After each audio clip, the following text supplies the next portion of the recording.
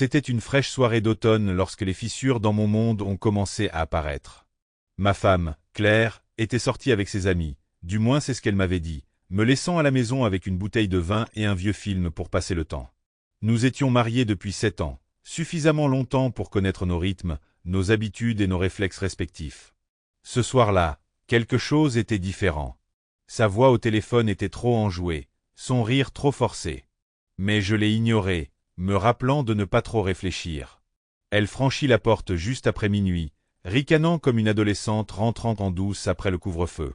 Ses joues étaient rouges, ses cheveux légèrement ébouriffés, et elle sentait l'odeur particulière d'une autre eau de Cologne. Mon estomac se noua, mais je forçai un sourire, faisant comme si de rien n'était. Claire s'est affalée sur le canapé, a enlevé ses talons et m'a regardé avec un sourire insouciant. « Tu es de bonne humeur », ai-je dit en posant mon verre. « Ouais, c'était une super soirée », a-t-elle répondu d'une voix aiguë, presque étourdie. « Les filles et moi avons passé un super moment.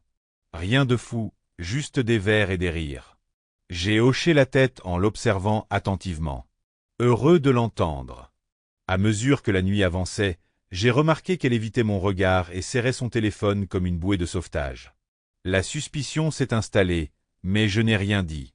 La confrontation n'était pas mon style, du moins pas encore. J'ai préféré attendre et observer. Après tout, la confiance était le fondement de notre mariage, du moins je le croyais. Le lendemain matin, Claire était d'une gaieté inhabituelle, fredonnant en préparant le petit déjeuner. Son téléphone vibrait sans cesse, mais elle ne faisait aucun geste pour le consulter. Lorsqu'elle quitta la pièce, je n'ai pas pu résister. J'ai décroché le téléphone, le cœur battant, et je l'ai déverrouillé. Nous connaissions nos codes d'accès respectifs, un de ces petits signes de confiance qui me paraissait maintenant une blague cruelle. Les messages étaient accablants. La nuit dernière a été incroyable. J'en ai lu un. Un autre, je sens encore ton contact. Ma vue s'est brouillée en parcourant le flot de textos d'un contact nommé « Monsieur ». Il y avait aussi des photos, prises dans une chambre d'hôtel faiblement éclairée. Claire, riant, un verre à la main, se pencha sur un homme que je ne reconnaissais pas. Mon monde s'écroula en un instant.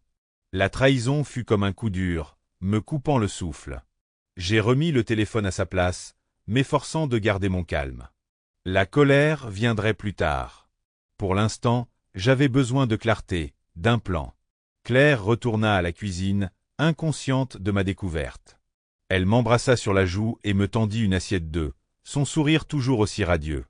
Comment pouvait-elle faire semblant que tout allait bien après ce qu'elle avait fait? Les jours suivants, je suis devenu un fantôme chez moi, observant, écoutant, mesurant l'étendue de sa supercherie. Cette aventure d'un soir, comme je l'ai vite appris, était tout sauf anodine. Ce n'était même pas un incident isolé. Claire et M se voyaient depuis des mois, se volant des moments que je croyais être les nôtres. La rage bouillonnait en moi, mais je ne l'ai pas affrontée. Pas encore. Je me suis plutôt concentré sur la collecte de preuves, la documentation de tout. Des textos, des photos, et même les reçus qu'elle avait négligemment laissés dans son sac à main. Mon plan commençait à prendre forme, et avec lui, un sentiment de satisfaction morose. En apparence, j'étais le même mari dévoué. Je lui ai préparé ses plats préférés, j'ai ri à ses blagues et j'ai même prévu une escapade d'un week-end, rien que toutes les deux. Claire semblait soulagée, comme si mon attention la libérait de toute culpabilité. Elle était loin de se douter que je préparais le terrain pour sa chute.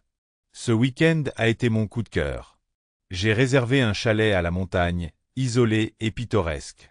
Claire était ravie, s'extasiait sur son besoin d'évasion.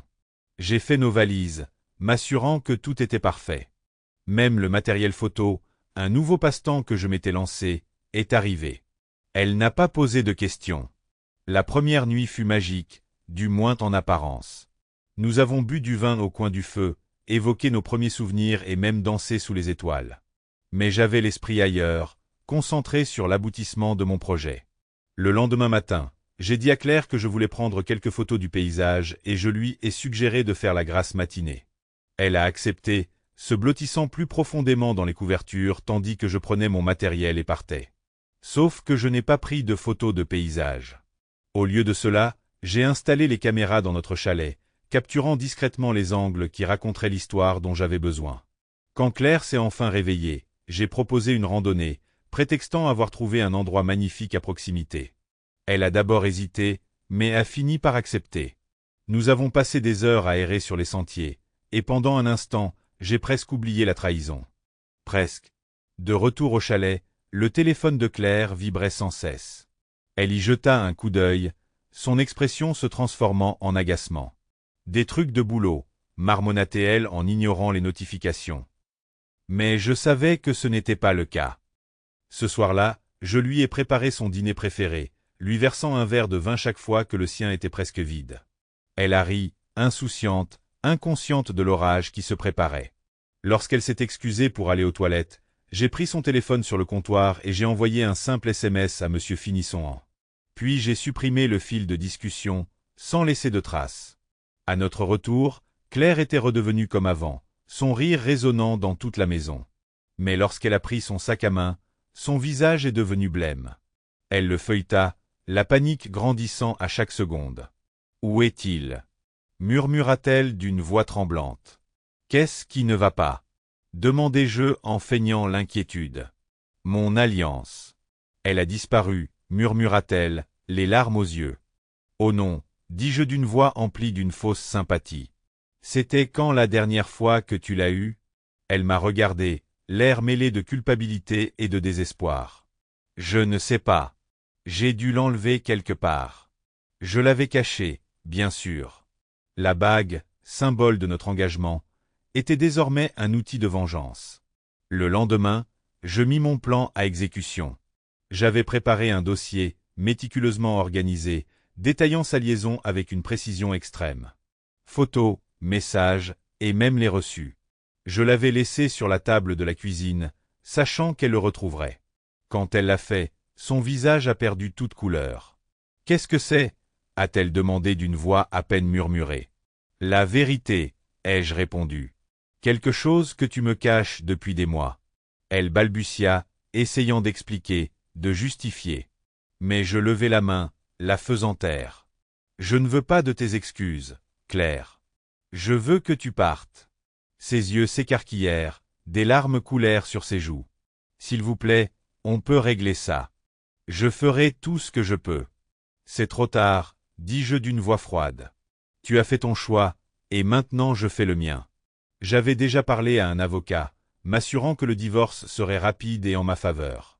Les preuves que j'avais rassemblées étaient suffisantes pour tout obtenir. La maison, la voiture, même les économies. Claire n'avait aucune idée de ce qui lui arrivait. Tandis qu'elle faisait ses valises en sanglotant, je n'éprouvais aucun remords. Elle avait détruit notre mariage, notre confiance. C'était justice. Dans les semaines qui ont suivi, j'ai tourné la page, reconstruisant ma vie, morceau par morceau. Claire, en revanche, était en difficulté. M l'avait fantomisée, la laissant seule face aux conséquences. Des amis que nous partagions ont pris leur distance, se rangeant de mon côté une fois la vérité connue. Elle avait tout perdu. Un soir, assis sur le porche, sirotant un verre de whisky, je repensais aux derniers mois. La douleur de la trahison était toujours là, une douleur sourde dans ma poitrine. Mais un sentiment de triomphe m'habitait aussi. J'avais repris le contrôle, refusant d'être une victime. Le rire de Claire ne me hantait plus. Il a été remplacé par le son du mien, un rire né de la liberté, de la résilience et du doux goût de la vengeance.